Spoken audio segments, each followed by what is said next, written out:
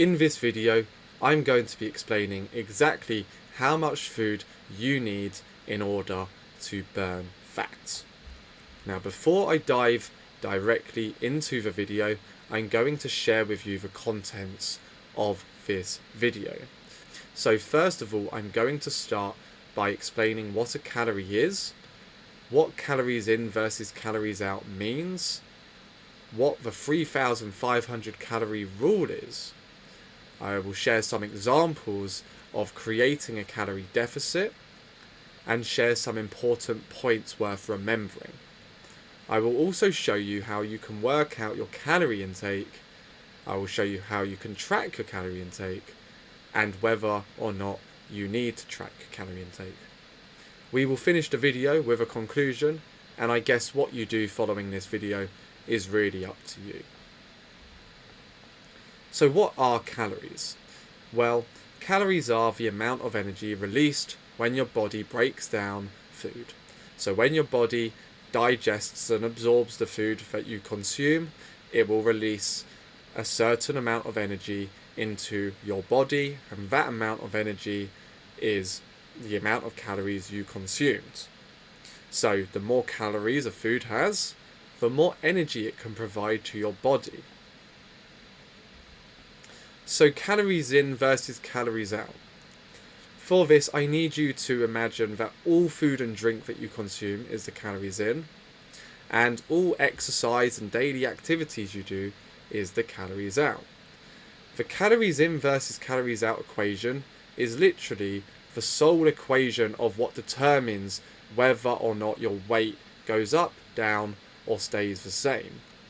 So when calories in and calories out are matched, that means the energy in and the energy out equal the same, your weight will stay the same.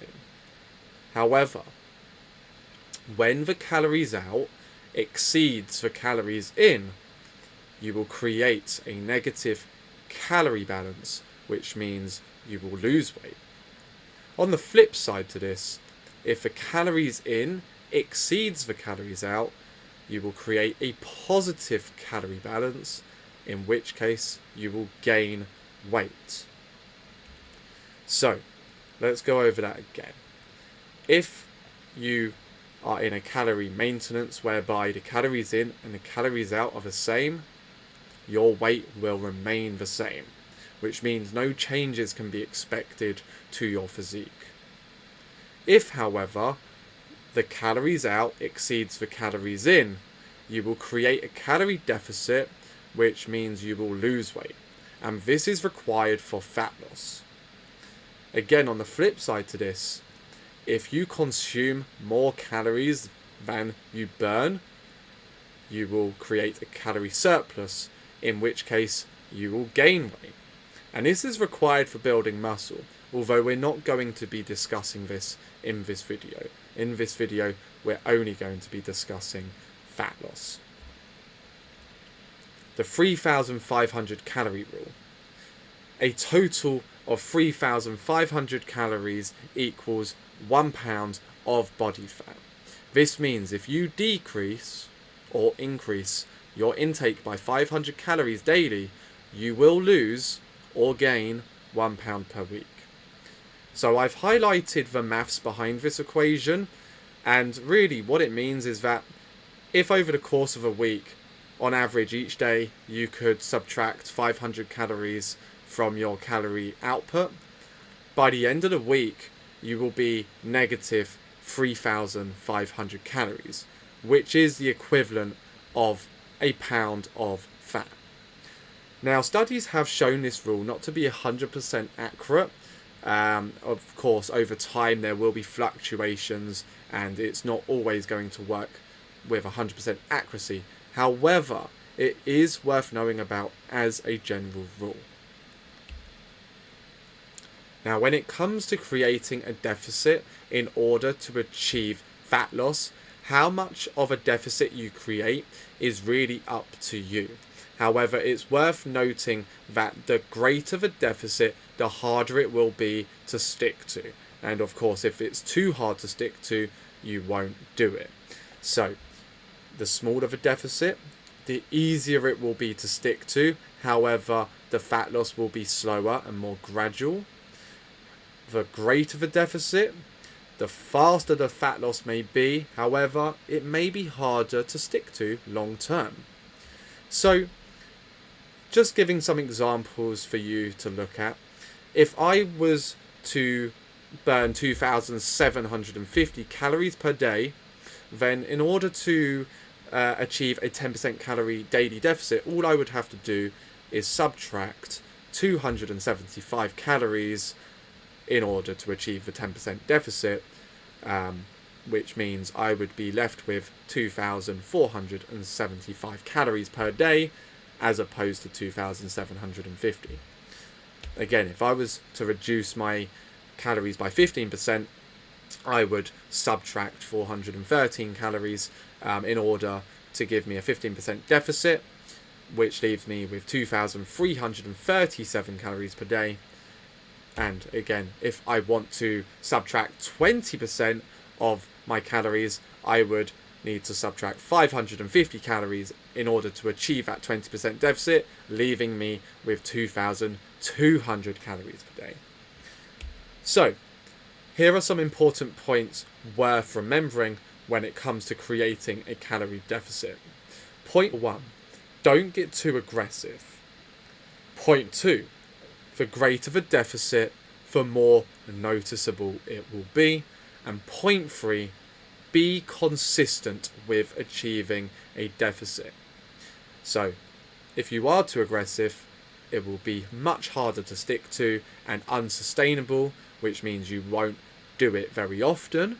Whereas if you create a smaller deficit that's easier to stick to, you can be much more consistent with achieving the deficit, which means you will actually burn fat a lot quicker.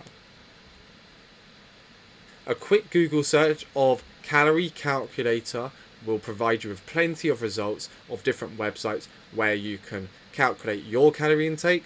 For this example, I am using calculator.net. Now, when it comes to using a calorie calculator, all you have to do is put in your age, your gender, your height and weight, and then often you will put in your activity levels.